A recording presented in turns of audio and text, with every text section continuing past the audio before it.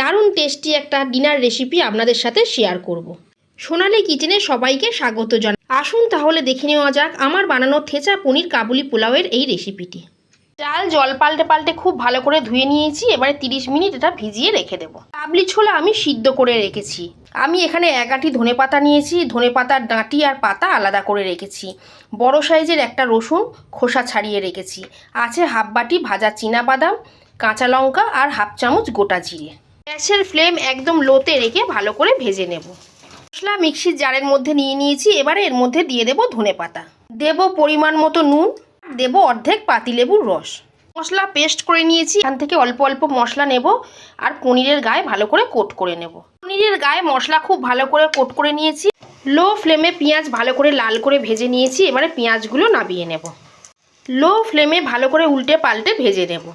ফোড়নে দিয়ে দেব দারচিনি, কয়েকটা গোটা গোলমরিচ, হাফ চামচ গোটা জিরে, একটু হিং, সেদ্ধ করে রাখা কাবলি। এবারে এর মধ্যে মশলাটা ছোলার সাথে খুব ভালো করে মিশিয়ে নেব। পরিমাণ মতো নুন, চামচ হলুদ গুঁড়ো, চামচ গরম মশলা গুঁড়ো। এবারে এর মধ্যে ধুয়ে জল ঝরিয়ে রাখা চালটা দিয়ে দেব। চালটা মশলার সাথে 2 মিনিট খুব ভালো করে ভেজে নেব। এর মধ্যে দিয়ে দেব গরম জল। এবারে এটা ঢাকা দিয়ে লো ফ্লেমে রেখে দেব। ওপর দিয়ে দেব ভাজা পেঁয়াজ। এবারে এটা ঢাকা দিয়ে আরও 5 মিনিট রাখবো, তারপর আপনাদের দেখাবো। এই পোলাওটা কিন্তু গরম গরম খেতেই বেশি ভালো লাগে। আজকের রেসিপি আপনাদের কেমন লাগলো কমেন্ট করে অবশ্যই জানাবেন। ভালো লেগে থাকলে প্লিজ লাইক করবেন, শেয়ার করবেন, সোনালী কিচেন চ্যানেলটা সাবস্ক্রাইব করে দেবেন।